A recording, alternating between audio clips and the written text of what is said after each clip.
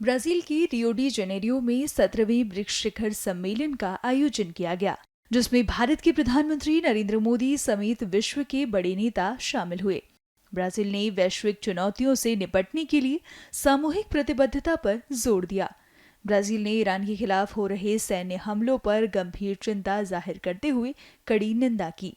Brazil ने कहा, हम 13 जून 2025 से ईरान के इस्लामी गणराज्य के खिलाफ सैन्य हमलों की निंदा करते हैं, जो अंतर्राष्ट्रीय कानून और संयुक्त राष्ट्र के चार्टर का उल्लंघन है, और मध्य पूर्व में सुरक्षा स्थिति के बाद के बढ़ने पर गंभीर चिंता व्यक्त करते हैं। हम अंतर्राष्ट्रीय कानून और IAEA के प्रस्तावों का उल्लंघन करते हुए अंतर्राष्ट्रीय परमाणु ऊर्जा एजेंसी IAEA के पूर्ण सुरक्षा उपायों के तहत नागरिक बुनियादी ढांचे और शांतिपूर्ण परमाणु सुविधाओं पर जानबूझकर किए गए हमलों पर भी गंभीर चिंता व्यक्त करते हैं। लोगों और पर्यावरण को नुकसान से बचाने के लिए सशस्त्र संघर्षों सहित परमाणु सुरक्षा और संरक्षा को हमेशा बरकरार रखा जाना चाहिए। इस संदर्भ में हम क्षेत्रीय चुनौतियों का समाधान करने के उद्देश्य से राजनयिक पहलों के लिए अपना समर्थन दोहराते हैं। हम संयुक्त राष्ट्र सुरक्षा परिषद से इस मामले पर ध्यान देने का आह्वान करते हैं। इसके अलावा ब्राजील ने भारत के जम्मू कश्मीर में 22 अप्रैल को हुए आतंकी हमले पर भी आवाज उठाई। ब्राजील ने अपने घोषणा पत्र में कहा, हम आतंकवाद के किसी भी कृत्य की कड़ी निंदा करते हैं, चाहे वह किसी भी उद्देश्य से किया गया हो, जब भी, जहां भी और किसी के द्वारा भी किया गया हो। हम 22 अप्रैल 2025 को जम्मू कश्मीर में हुए आतंकवादी हमले की कड़ी शब्दों में निंदा करते हैं, जिसमें 26 लोग मारे गए और कई अन्य घायल हुए।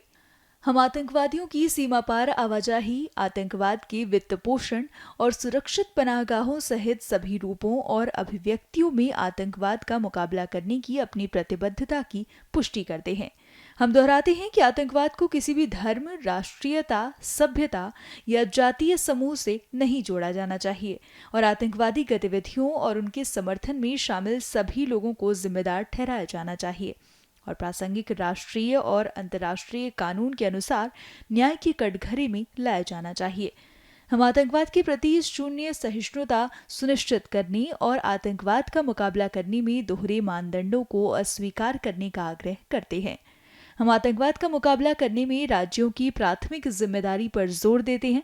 आतंकवादी खतरों को रोकने और उनका मुकाबला करने के वैश्विक प्रयासों को संयुक्त राष्ट्र के चार्टर, विशेष रूप से इसके उद्देश्यों और सिद्धांतों और प्रासंगिक अंतर्राष्ट्रीय सम्मेलनों और प्रोटोकॉल, विशेष रूप से अंतर्राष्ट्रीय मानवाधिकार कानून, अंतर्राष्ट्रीय शरणार्थी कानून और अंतर्राष्ट्रीय मानवीय कानून जहां भी लागू हो, सहित अंतर्राष्ट्रीय कानून के तहत अपने दायित्वों का पूरी तरह से पालन करना चाहिए।